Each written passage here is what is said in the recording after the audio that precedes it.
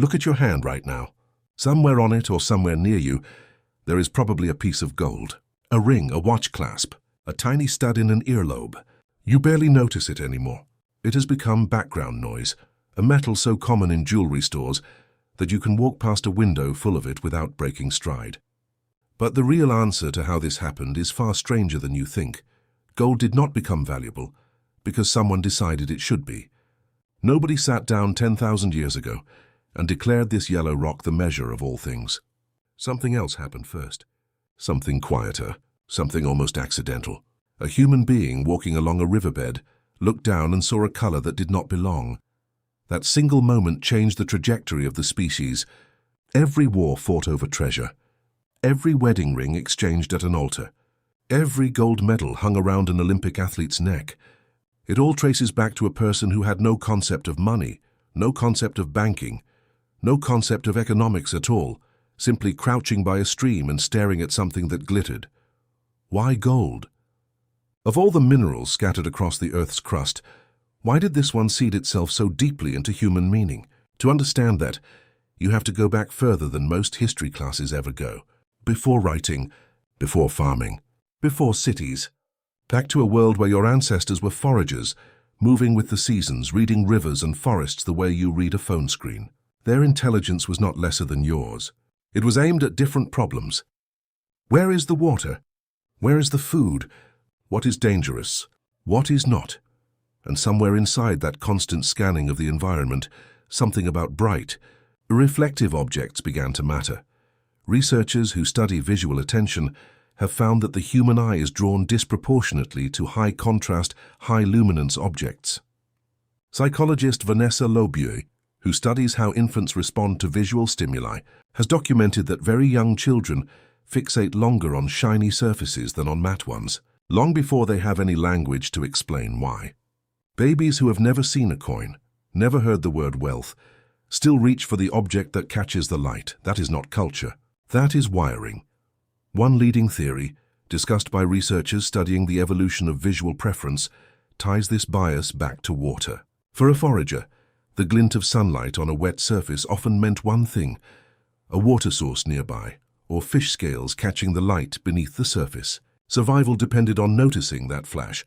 Over hundreds of thousands of years, brains that were quicker to notice reflective, glimmering surfaces were brains that found water faster, found fish faster, stayed alive longer. So when a forager's eye landed on a strange golden pebble sitting in a riverbed, catching the same kind of light that fish scales catch, something ancient and automatic fired inside the skull. Not greed, not economics. Just an old survival circuit, mistaking a nugget of metal for something that mattered to staying alive. Except this time, the object did not swim away. It did not need to be hunted. It simply sat there waiting to be picked up, and once it was in the hand, something else became obvious almost immediately. This object did not behave like other rocks.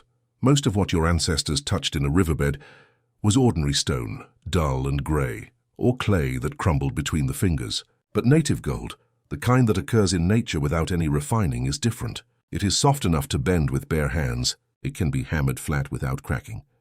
It holds a shape once pressed into one. It does not need fire. It does not need smelting. Unlike copper, unlike iron, unlike nearly every other metal humans eventually learn to use, gold sometimes appears in the world already finished, already pure, already gleaming, as though the earth had done the work for you. There is a reason gold behaves this way, and it has nothing to do with the riverbed itself. It has to do with where the metal came from in the first place. Long before it ever touched a human hand, every atom of gold on Earth was forged somewhere else, in conditions no human could survive or even fully imagine. Physicists studying the origins of heavy elements have determined that gold cannot form through ordinary stellar fusion, the process that produces lighter elements inside stars like the Sun. Gold requires something far more violent. Research published by astrophysicists analyzing gravitational wave data, including observations connected to a neutron star collision detected in 2017, confirmed decades of theoretical work suggesting that gold is created primarily when two ultra-dense neutron stars smash into each other, releasing enough energy in a fraction of a second to fuse atomic nuclei into heavy elements, gold among them. before scattering that material across space.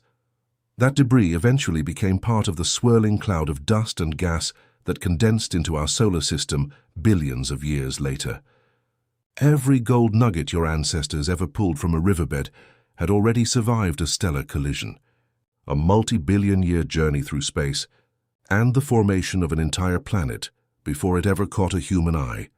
Once gold became part of the young Earth, gravity pulled most of it downward into the planet's molten core during the earliest, hottest period of the planet's history, a period geologists call the Hadean Eon. By all rights, nearly all of Earth's gold should be locked away thousands of kilometers beneath your feet, forever inaccessible. The gold available near the surface today, the gold your ancestors could actually find, arrived later, delivered by a relentless bombardment of asteroids during a period known as the Late Heavy Bombardment, embedding fresh deposits of gold-bearing material into the crust long after the planet had already cooled and solidified. From there, geological forces spent hundreds of millions of years concentrating that scattered gold into veins, superheated water, moving through cracks in rock deep underground, dissolving trace amounts of gold and carrying it along, then depositing it in cooler zones as thin seams running through quartz. Over time, weathering and erosion broke down the surrounding rock, and rivers carried the freed gold downstream, letting the metal settle into gravel and sediment, simply because it is far denser than the rock around it, sinking exactly where a person crouching in shallow water would eventually find it. None of this violent, cosmic history is visible in a single gold nugget, sitting in a stream. It looks calm. It looks simple, but underneath that calm surface is a story involving colliding stars, a molten planet, an asteroid bombardment, and hundreds of millions of years of geology, all quietly converging on one small, motionless object waiting in the water for someone to notice it. Knowing this does not change what a Neolithic forager felt in that instant. It does not need to. The strangeness of gold's origin only reinforces how reasonable it was for early humans to treat this material as something set apart from the rest of the physical world, something that did not follow the same rules as ordinary stone. In a sense, they were right. Gold really had followed a different set of rules, just not the supernatural ones they imagined. Think about how strange that must have felt. Every other useful material demanded labor. Wood had to be cut and shaped, stone had to be knapped, struck again and again until an edge appeared. Animal hide had to be scraped and cured. And then there was this one substance that could be found already soft, already golden, already beautiful, requiring nothing but a bend of the knees and an open palm. It must have felt like magic. Not metaphorically, literally. To a mind without metallurgy, without chemistry, without any concept of atomic structure, a metal that could be shaped by hand and never seemed to rot or rust or tarnish looked like it was breaking the rules that governed everything else in the physical world. Wood rotted. Meat spoiled, skin aged. Even stone eroded slowly over generations. But gold sat in the ground for thousands of years and came out looking the same as the day it went in. Archaeologists have pulled gold objects out of burial sites that are over 6,000 years old, and the metal still gleams untouched by time, as though it simply refused to participate in decay. Can you imagine what that would suggest to someone with no scientific explanation for it? An object that does not die. An object that outlasts flesh, outlasts bone, outlasts memory itself. That single property, permanence, is the hinge on which the entire later history of gold turns. The clearest window we have into how early humans reacted to this discovery comes not from a myth or a guess, but from the ground itself, from a stretch of dirt near the Black Sea coast of modern Bulgaria. In the 1970s, a bulldozer operator working near the city of Varna struck something unusual while digging a trench for an industrial project. What emerged from that trench turned out to be one of the most important archaeological discoveries of the 20th century. A burial ground now known as the Varna Necropolis, dated to roughly 4600 to 4200 BCE. Inside those graves, archaeologists found gold, not a few scattered flecks. Thousands of individual gold objects, more than 3,000 in total, amounting to several kilograms of worked gold. All crafted at a time before humans had invented writing, before the wheel had reached that part of the world, before Egypt had built a single pyramid. This was, by a wide margin, the oldest known assemblage of gold artifacts on the planet. One particular grave, catalogued by archaeologists simply as Grave 43, contained the skeleton of a man buried with an almost unbelievable quantity of gold. A gold-sheathed scepter rested near his hand. Gold rings and bracelets covered his arms. Gold appliques had been sewn onto clothing that had long since rotted away, leaving only their golden imprint in the soil. Researchers estimate that the gold placed in this single grave weighed more than 1,500 grams. Archaeologist Colin Renfrew, one of the most influential figures in the study of prehistoric Europe, examined the Varna finds and argued that they represented something far more significant than decoration. Renfrew proposed that the sheer concentration of gold in specific graves, while neighboring graves held nothing at all, was direct physical evidence of an emerging social hierarchy. Some people, it seemed, were already more important than others, and gold was the material chosen to prove it. Think about what that means. Before money existed, before kings wore crowns, before anyone had drawn a border on a map, a community of prehistoric farmers and metalworkers on the shore of the Black Sea had already discovered that gold could be used to mark a person as different. As elevated, as remembered. Why gold and not something else? Why not the finest furs or the sharpest flint or the largest painted shell? Because gold could not be faked and it could not decay. Fur rotted, flint chipped and shattered, wood burned. But gold sat in a grave untouched by worms, untouched by mold, untouched by rust for 6,000 years, and still gleamed when a bulldozer accidentally tore it out of the earth. To early communities trying to signal permanence, trying to say this person mattered and will always matter, there was nothing else in their material world that could make that statement so convincingly. But how did an isolated farming community on the Black Sea coast acquire enough gold to bury 1,500 grams of it with a single man? This is where the story becomes even more remarkable, because the Varna culture almost certainly was not mining gold underground in the way later civilizations would. The gold found in these graves is believed to have come primarily from alluvial deposits, meaning gold that had already been broken free from its parent rock by rivers and streams over thousands of years of erosion, and then carried downstream and deposited among ordinary gravel and sand. This kind of gold, often called placer gold, does not require tunnels or shafts or any understanding of geology at all. It simply requires patience and a willingness to sift through riverbed sediment by hand, looking for the telltale flash of yellow among the grey. Bulgarian archaeologist Vasil Nikolov, who has spent decades excavating prehistoric sites in the region, has pointed to evidence that communities near Varna were already engaged in sophisticated resource extraction long before the gold itself appeared, most notably at the nearby salt production site of Provadia Solnitsata, one of the oldest known salt processing centers in Europe. A society already organized enough to systematically extract, process and trade salt across long distances was almost certainly capable of organizing a search for river gold as well. So the picture that emerges is not one lone forager stumbling across a single nugget and instantly building a burial society around it. It is something slower, something accumulated over generations, families along riverbanks, panning sediment for practical reasons, perhaps at first simply curious about the strange soft stones catching the light, then noticing that the substance never tarnished, then noticing that it could be pressed into thin sheets and shaped into ornaments, then noticing slowly that whoever wore the most of it seemed to be treated differently by everyone else. That last step, the leap from pretty material to social currency, might be the most human part of this entire story, because it did not require gold to have any practical use at all. Gold could not be eaten, it could not cut, it could not keep anyone warm. Its entire value came from something happening inside human minds, a shared agreement, unspoken and unplanned, that scarcity plus beauty plus permanence equaled worth.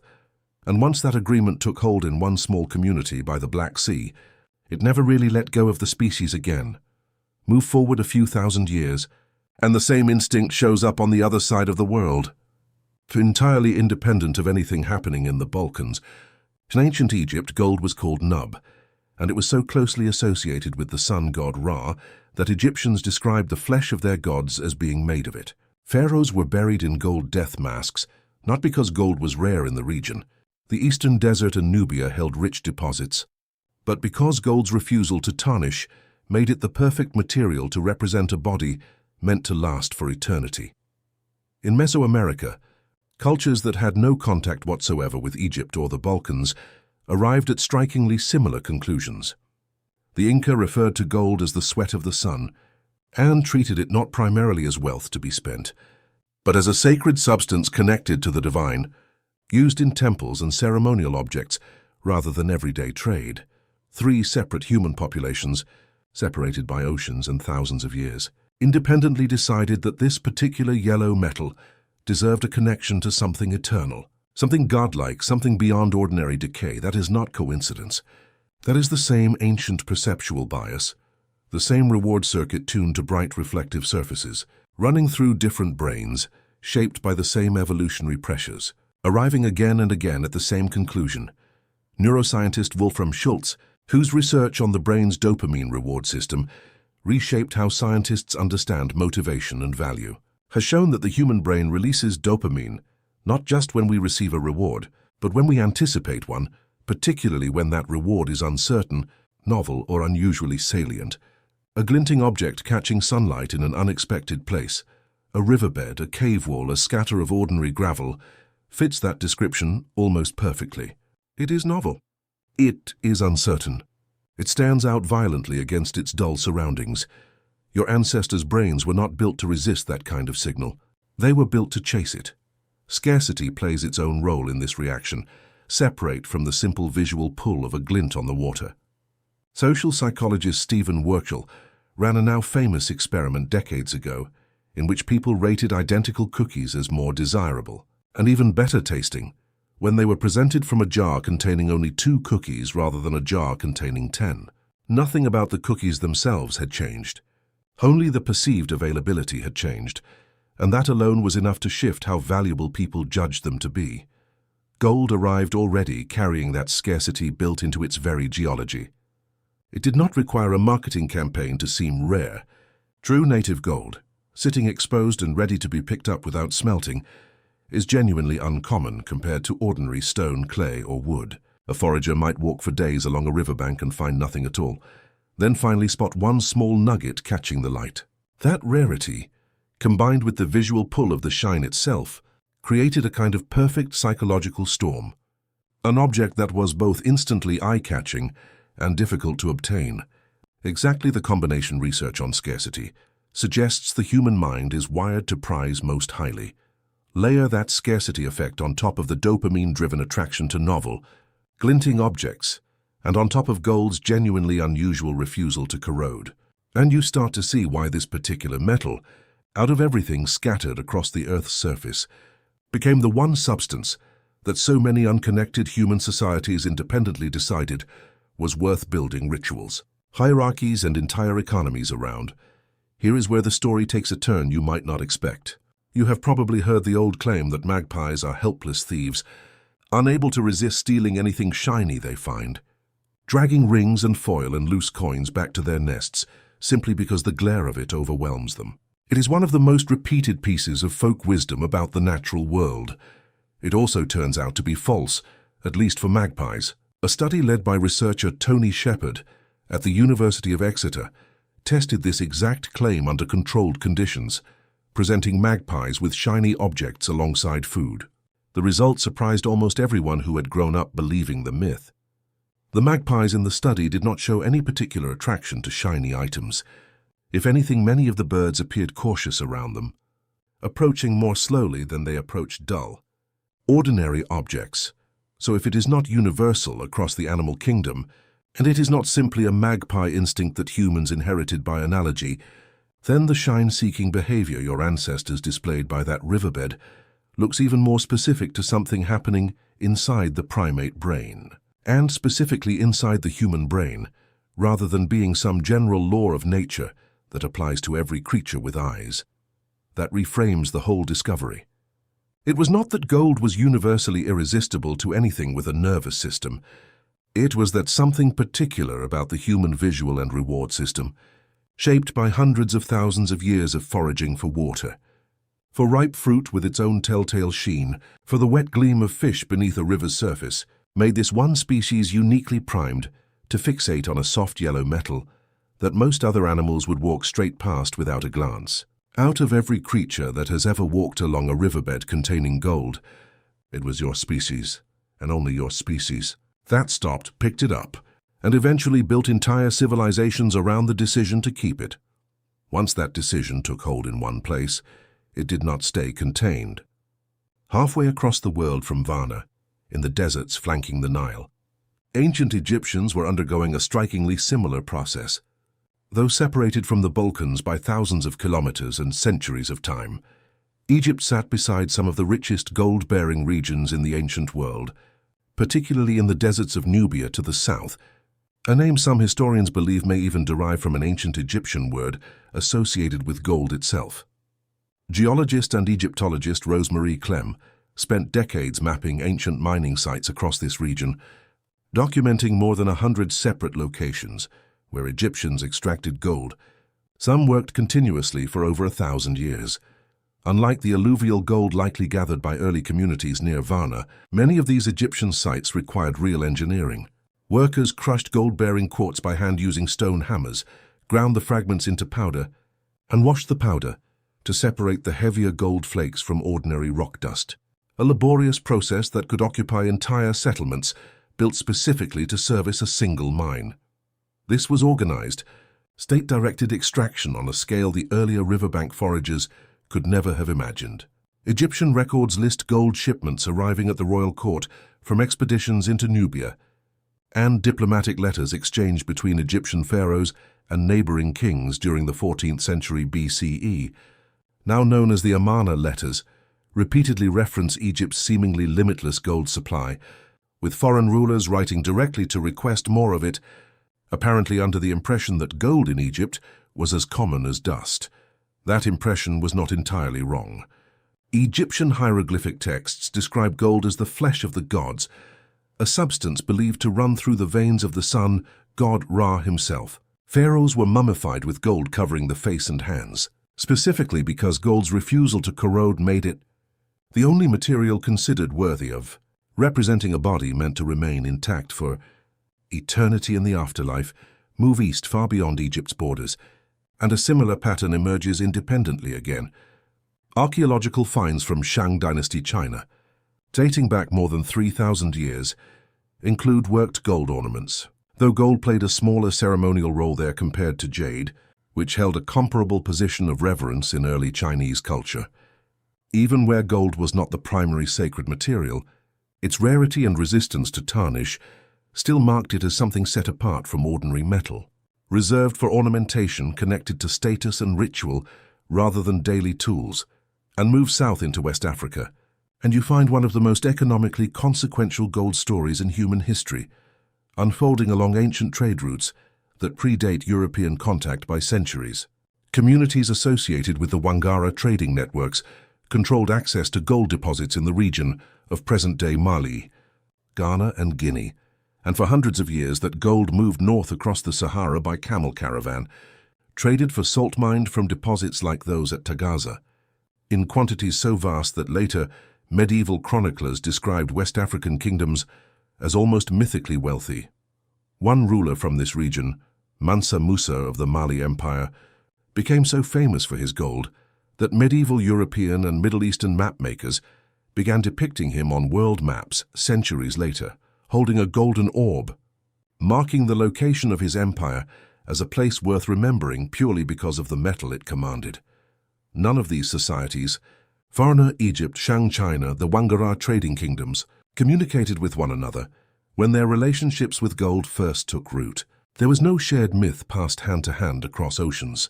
Each population arrived at the same conclusion independently, using the same brain, shaped by the same evolutionary pressures, encountering the same physical properties in the same soft yellow metal. That kind of convergence, appearing again and again across unconnected human populations, is usually a sign that something deeper than culture is at work. Culture explains why one society worshipped gold as the flesh of a sun god, while another buried it with chieftains, and a third traded it for salt. But culture alone struggles to explain why.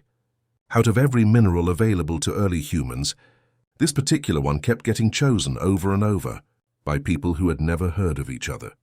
Fast forward past all of these ancient societies, past the Bronze Age and the pharaohs and the medieval trade caravans, and the instinct has lost none of its force.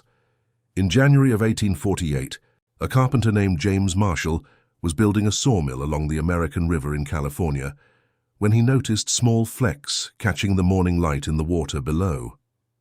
Within a year, word of that discovery had pulled hundreds of thousands of people from around the world toward a stretch of California wilderness, abandoning farms, businesses, and families, walking or sailing for months on the strength of rumors about a metal glinting in a riverbed.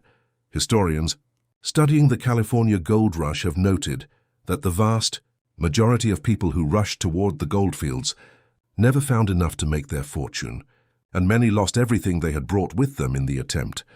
And yet the pull did not weaken. It did not require evidence of certain success. It required only the possibility of a flash of yellow in the gravel, the same possibility that once pulled a forager down toward a riverbank thousands of years earlier, running on the exact same uncertain, novelty-driven reward circuitry that Wolfram Schultz would later map inside the brain. Nothing about human neurology had changed between the Neolithic riverbank and 19th century California. Only the scale had changed. Where one prehistoric family might spend a season sifting sediment near a village, an entire industrial society now organized railroads, banks, and international shipping routes around the same underlying impulse. That impulse has not disappeared in the 21st century either. It has simply changed clothing. Walk into any modern electronics factory and you will find gold again, this time inside the machines themselves, plated onto the connectors of circuit boards, coating the pins of computer processors, lining the contacts inside your phone's charging port. Engineers did not choose gold for its beauty here.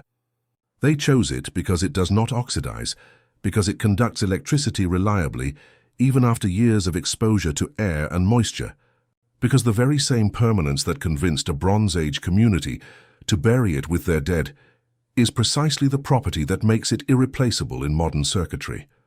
In other words, the ancient instinct and the modern engineering decision are, in a strange way, pointing at the exact same fact about the physical world. Gold endures. It refuses to corrode, refuses to fade, refuses to change, in a universe where almost everything else is constantly breaking down. Your ancestors interpreted that refusal as something close to magic. Your engineers interpret it as a material science advantage. Both are responding to the same underlying truth about one unusually stable metal. Even the largest, most rational institutions in the modern world have not fully let go of that ancient instinct either. Central banks across the globe still hold enormous reserves of physical gold bars, stacked in vaults, insured, guarded, and audited, despite the fact that currency has not been formally backed by gold in most of the world for decades. Ask an economist why, and you will get careful language about diversification, about hedging against currency instability, about historical trust. Strip away the careful language, and what remains is a strikingly familiar pattern, an institution choosing to store its most serious claims to stability and permanence. Inside the same soft yellow metal, a forager once pulled from a riverbed for exactly the same reason, because it does not decay, and because something deep in human cognition still treats that refusal to decay as proof of worth. Even space exploration has not escaped gold's gravitational pull on human attention. Engineers coated the visor of the helmets worn by Apollo astronauts with a microscopically thin layer of gold, chosen specifically to reflect harmful solar radiation away from an astronaut's eyes during moonwalks. The same metal that once decorated the graves of Neolithic chieftains ended up, thousands of years later, protecting the eyes of the first humans to walk on another world, chosen once again for the very same underlying property, its stubborn, almost stubborn refusal to change under conditions that would degrade almost anything else. Now think about what that means for you, sitting here in a century of screens and skyscrapers, still wearing gold on your fingers and around your neck. You are not choosing gold because a financial analyst told you it holds value during inflation, although that explanation exists too. On some deeper level, you are responding to the exact same visual bias that made a forager crouch down beside a river 6,000 years ago. The flash. the glint. The color that does not belong among the grey stones and brown dirt of the ordinary world.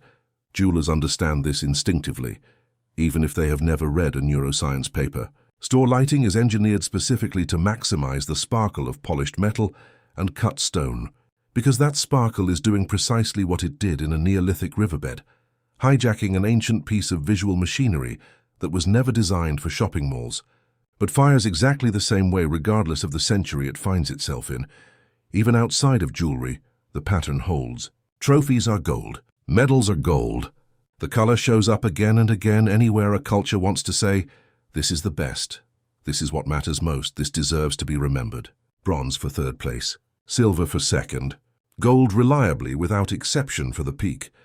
Why does an Olympic committee in the 21st century, armed with none of the superstition of a Bronze Age farming village, still reach instinctively for the same metal that community once buried with its most important dead? Because the association was never really about economics.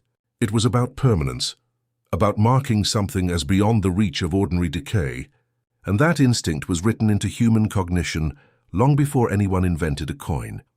There is something almost humbling in that thought. All of modern finance, every gold-backed currency that has ever existed, every central bank vault stacked with bullion, ultimately rests its logic on a perceptual quirk that helped a forager find water near a riverbank hundreds of thousands of years ago. Gold never had to prove itself useful the way iron did, forging plows and swords, or the way copper did, conducting the first electrical currents. Gold's entire empire was built on being noticed, on refusing to fade, on catching an eye that could not look away. There is another layer to this story worth sitting with, one that has less to do with metallurgy and more to do with what gold did to human society, once enough of it accumulated in one place. Return once more to that grave near Varna, the one archaeologists labeled simply Grave 43. Before that discovery, much of what researchers understood about early Neolithic Europe suggested relatively flat, egalitarian communities, groups of farmers and herders, living without dramatic differences in wealth or status. Everyone works the land. Everyone shared in roughly similar housing, similar tools, similar burials, and Grave 43 broke that picture apart. Here was a single individual, buried with more gold than an entire village might otherwise produce or trade for in a lifetime, while people buried only meters away in the same cemetery had nothing beyond a simple pot or a stone tool. Archaeologist Colin Renfrew, along with later researchers who continued analyzing the site, interpreted this contrast as some of the earliest physical evidence anywhere in the world for social ranking. The moment a community stopped being a group of roughly equal members and became a group with a hierarchy, a person or a small number of people whose status outweighed everyone else's. What makes this especially striking is that gold itself may have been part of what made that hierarchy possible in the first place, rather than simply reflecting a hierarchy that already existed for other reasons. Unlike food, which spoils and must be shared or lost, unlike land, which cannot be carried or hidden, gold could be accumulated quietly, stored indefinitely, and displayed all at once in a single overwhelming burst. Exactly the kind of overwhelming burst found in Grave 43, a chieftain or a family, or a lineage that controlled access to a gold-bearing riverbank, suddenly possessed something previous generations of foragers never had. A way to make inequality visible, permanent, and impossible to argue with. You could dispute a claim of authority based on strength or persuasion. It was much harder to dispute a body wrapped in more gold than anyone else in the cemetery had ever seen. In this light, the discovery of gold was not simply an aesthetic event, a moment where humans noticed a pretty rock. It may have been one of the quiet turning points where human societies pivoted from rough equality toward the stratified, ranked social structures that would eventually produce kings, empires, and the vast inequalities of wealth that still define much of the world today. That is a heavy weight to place on a soft yellow metal pulled out of a riverbed. But the archaeological record keeps pointing back to the same conclusion. Culture after culture, cemetery after cemetery. Move forward again, this time to Mesopotamia and the Indus Valley, two of the earliest urban civilizations, both of which developed extensive gold-working traditions by the 3rd millennium BCE. Sumerian craftsmen working in the city of Ur produced elaborate gold headdresses, daggers and jewelry, items uncovered in royal tombs that rival Varna in their sheer accumulation of precious metal, though separated from it by well over 1,000 years. In the Indus Valley, gold ornaments have been recovered from sites associated with the Harappan civilization, worked using techniques including granulation, a method of fusing tiny gold beads onto a surface to create texture, a technique so technically demanding that some later goldsmiths struggled to reproduce it even with modern tools. Each of these traditions developed its own symbolism, its own rituals, its own explanations for why gold mattered. But strip away the mythology, and the underlying behavior looks remarkably consistent. Find gold, recognize that it does not decay, attach it to whoever or whatever a society considers most important. Bury it, wear it, or display it as proof that permanence and status belong together. Centuries later, this same fixation on gold's apparent defiance of time would drive an entirely different chapter of human history. One built not around finding gold, but around trying to manufacture it artificially. Medieval and early modern alchemists across Europe, the Islamic world, and China spent lifetimes attempting to transform ordinary metals like lead into gold, convinced that if they could just discover the correct combination of processes, they could unlock the secret the earth itself seemed to guard so jealously. None of them succeeded, because gold's stability comes from something none of them could manipulate: the specific number of protons packed into its atomic nucleus, a detail no furnace or chemical reaction available to them could ever alter. But the sheer amount of time, wealth, and intellectual effort poured into that failed pursuit says something important about how deeply gold had embedded itself into human ambition by that point. People were willing to spend entire careers chasing it, even when the chase was scientifically impossible from the very beginning. Even something as ordinary as a modern wedding ring carries a faint trace of that same ancient logic. Historians of the custom note that the practice of exchanging metal rings during marriage ceremonies stretches back thousands of years, with gold eventually becoming the preferred material in many cultures, precisely because of its resistance to tarnish. A ring that never changes, never dulls, never breaks down, becomes an almost unconscious symbol for a bond that is supposed to last the same way. Nobody sits down before a wedding and consciously reasons through the metallurgy. The symbolism simply feels correct, because permanence and gold have been quietly fused together in human thinking since long before anyone wrote the first wedding vow.